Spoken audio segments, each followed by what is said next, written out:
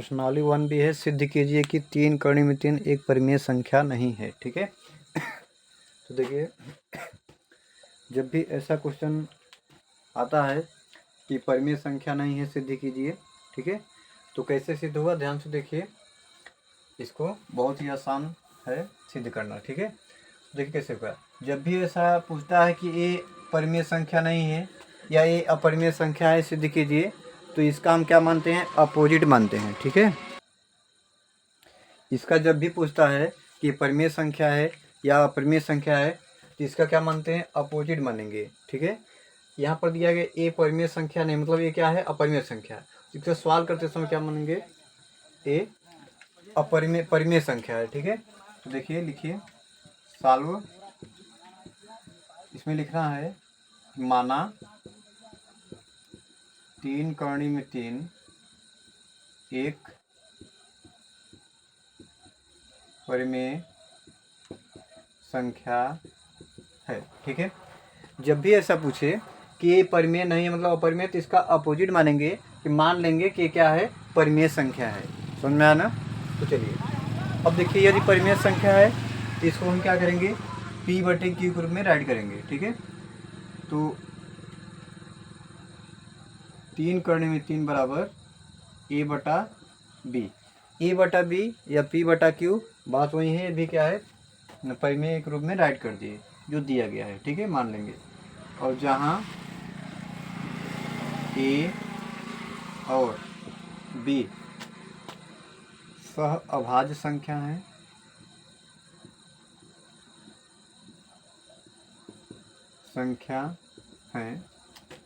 और b not equal to 0 है।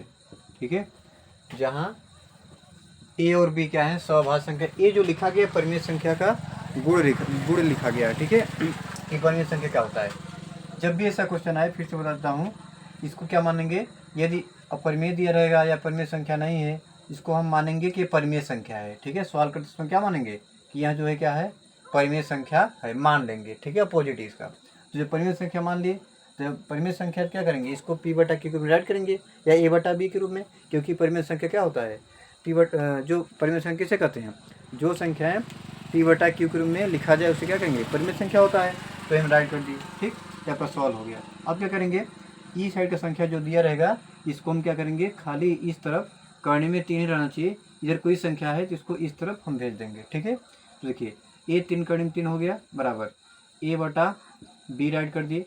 अब 3 क्या है, गुणा में है, इधर हो गया भाग में, मतलब यहाँ कर दिए 3।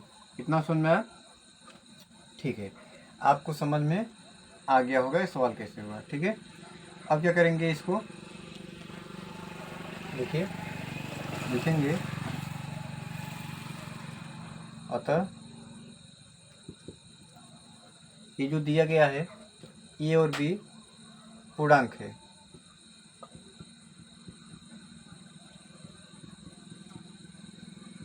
पूर्णांक है, तो a/3b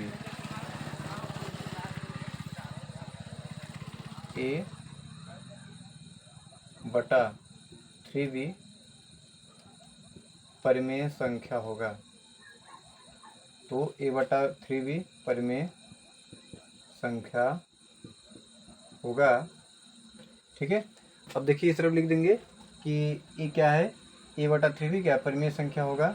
ठीक, तो करने में 3, तो करने में 3 भी परिमेय संख्या है। ठीक है, तो करने में 3 क्या है, परिमेय संख्या है।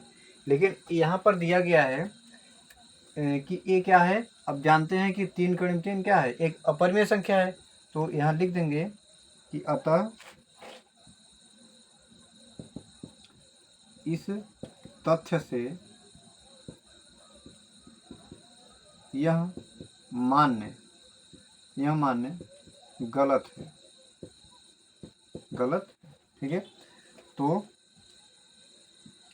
इसलिए यहाँ लिख देंगे, इसलिए ये जो लिखा गया है 3 करने में 3 एक अपरिमेय संख्या है।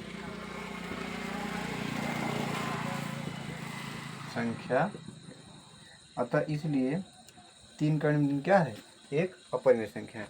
अब चलिए क्वेश्चन नंबर दूसरा करते हैं। एक क्वेश्चन नंबर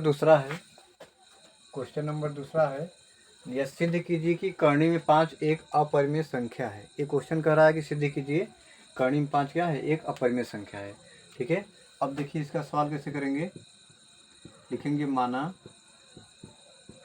कर्णी में 5 एक परिमेय संख्या है।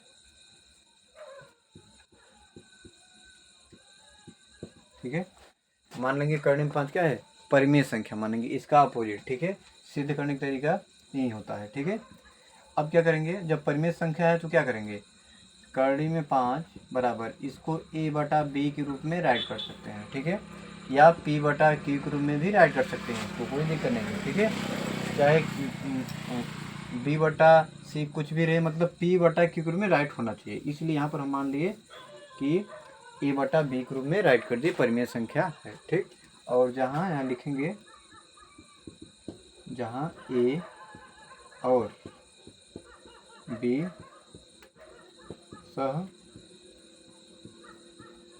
सहअभाज्य संख्या है। फिर जहाँ a और b सहअभाज्य संख्या है और b नॉट इक्वल टू 0 है। ठीक है, अब देखिए क्या करेंगे, इसका इसमें मल्टीप्लाई करेंगे। ठीक है, इसका इसमें मल्टीप्लाई करिए तो आपका मिलेगा कर्णी में 5b बराबर a बटा, इसका इसमें करना है, इसका इसमें, तो a बटा b हो जाएगा। ठीक है, बटा a।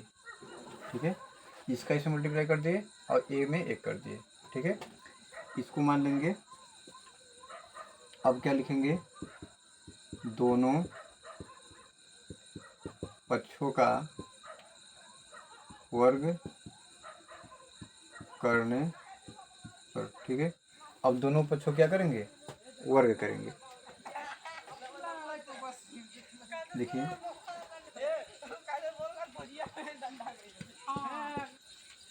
बराबर a स्क्वायर, कर्णी में 5 b स्क्वायर और बराबर a स्क्वायर। ठीक है, अब देखिए रूट से कट गया।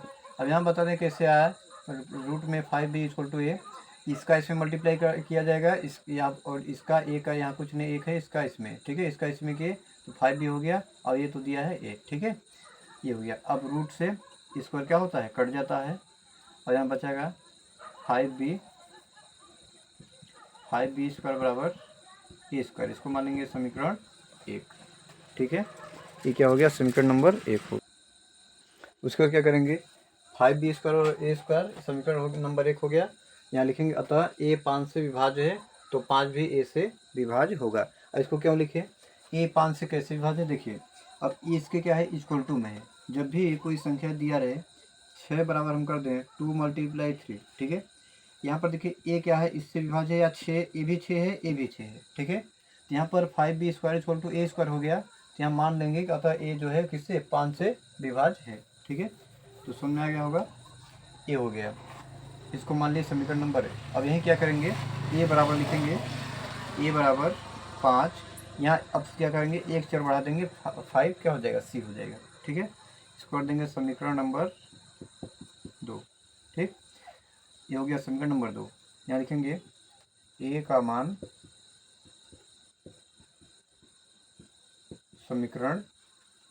समीकरण नंबर 1 में रखने पर। ठीक है, अब चलिए a का मान समीकरण किसमें रखते हैं, a में, तो यहाँ को दिया है 5b स्क्वायर। देखिए ध्यान से, एक और समीकरण आपका यहाँ दिया गया है 5b स्क्वायर बराबर a स्क्वायर, इसमें रखिए 5b स्क्वायर बराबर a स्क्वायर, यहाँ पर लिखेंगे 5c। a का मान देखिए बराबर दिया गया यहाँ पर कितना, 5c, यहाँ लिख दीजिए, स्क्वायर स्क्वायर लगा दीजिए। ठीक है, अब देखिए 5b स्क्वायर बराबर, यहाँ 5 बचे 25c, 5 से कट जाएगा, 5 बचे 25 हो गया। कितना समझना आया, कितना, b स्क्वायर बराबर, और यहाँ पर गुणा होगा, इतना हो जाएगा, यहाँ 2 बार गुणा होगा। ठीक है, तो c स्क्वायर हो जाएगा, तो 5c स्क्वायर हो गया। ठीक है, ये आपको समझ में आया कितना हुआ, बी स्क्वायर बराबर 5c स्क्वायर। अब यहाँ पर लिखेंगे, देखिए बी स्क्वायर बराबर 5c स्क्वायर, ये हो गया ना। तो इसको लिखेंगे, अतः देखिए ध्यान से, यहाँ पर क्या मिला, ये भी क्या, b 5 से डिवाइड हो रहा है, अतः 5 b से विभाज्य है, क्या है, तो b 5 से विभाज्य होगा, विभाज्य होगा। देखिए ध्यान से, यहाँ भी वही चीज लिख देंगे। अतः अब यहाँ पर हमको क्या मिला, ए और बी में, ए और बी में 5 उभयनिष्ठ है, क्या है,